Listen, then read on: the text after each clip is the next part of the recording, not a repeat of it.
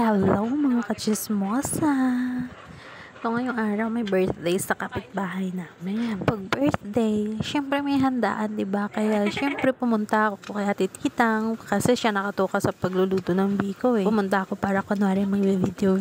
Yun pala, makikipag-chismisan. Tignan mo, habang hinahalo-halo niya, nag-uusap kami. Yung pinag-chismisan namin dyan kung paano at bakit naghiwalay si Bea Alonzo at ang kanyang partner. Tapos yung Katniel, bakit sila naghiwalay? Ay, nawa. Apektado talaga kami sa mga nangyayari sa kanila, no? Ay, naku na lang. So, balik nga tayo dito sa pagluluto ng biko, ano. Ayan, habang nag-golden brown na yung, hinahango na ni Ate Titang yung, hindi ko alam kung ano tawag dyan, pero yan yung pang-topping sa biko. Ayan, hango. Sobrang bango niyan, guys, at nakakatakam. Kaya hanggang tingin na lang tayo, hindi naman sa atin yan, nagbibideo lang tayo. At dito nga naglagay ulit sa Ate Titang ng gata. At kailangan daw halu-haluin yan hanggang sa kumulo bago ilagay yung asukal. Dito ay nilalagay na nga ni Ate Titang yung asukal.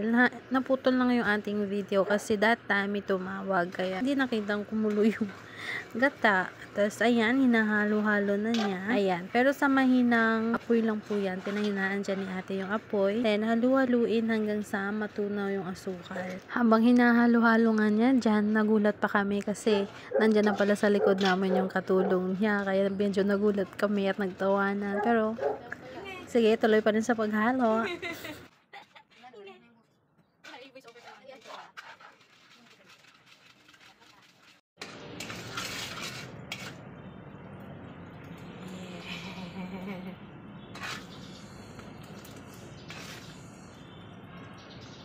Kalamay. Yan yung kalamay.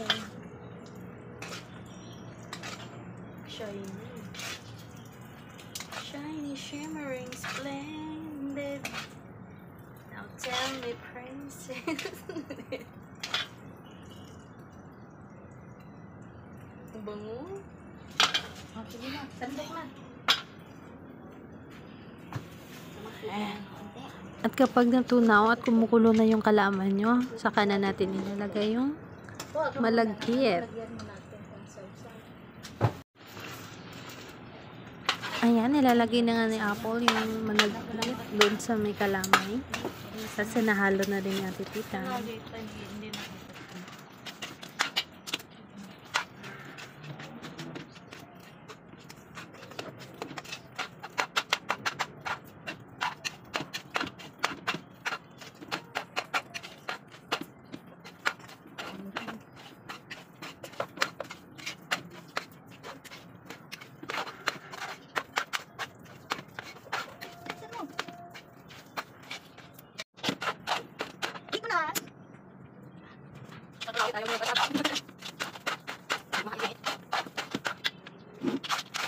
Nakakangawit pa lang paghalo-halo nito, guys, no? Pero sa Ate Tita ang ayaw paawat, ayaw magpatulong, kaya ayan, nagpapakita ng gilas.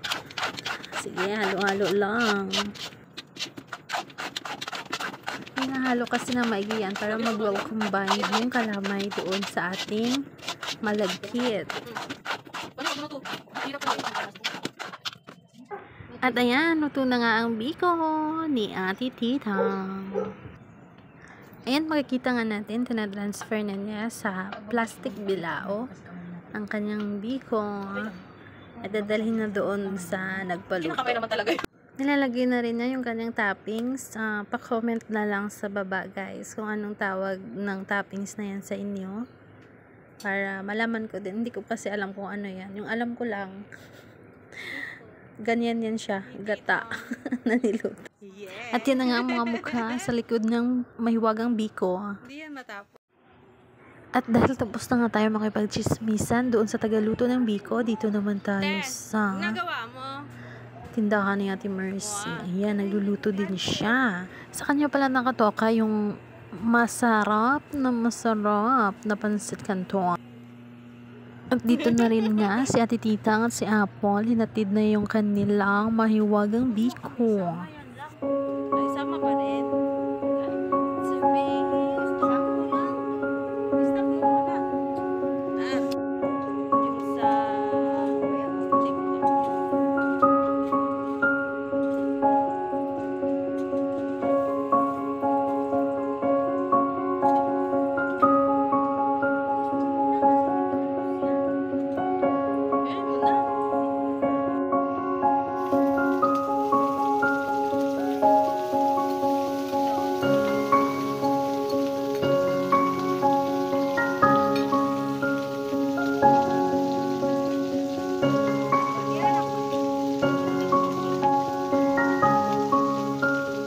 Uuwi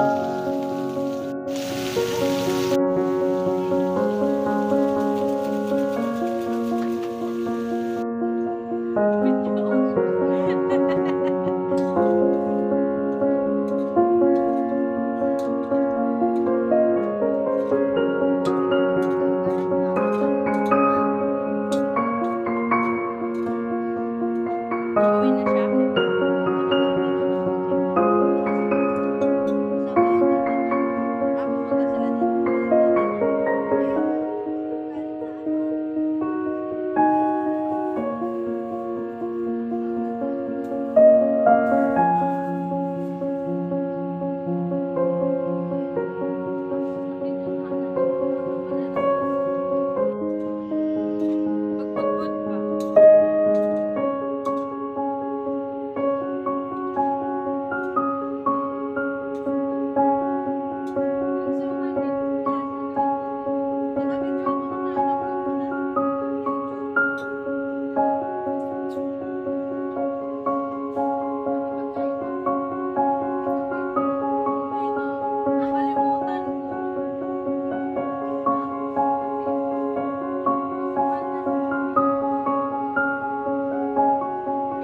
siya.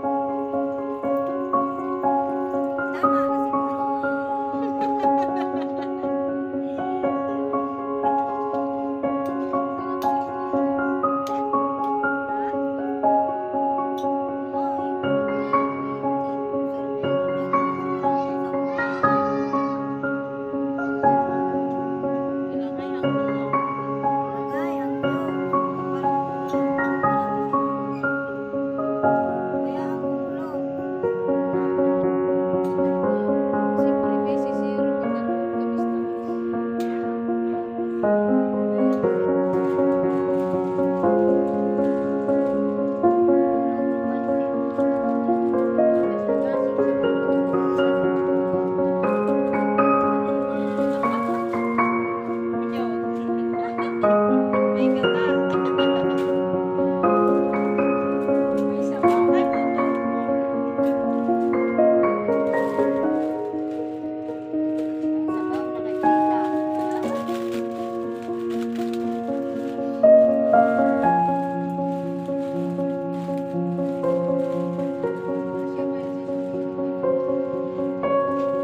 sila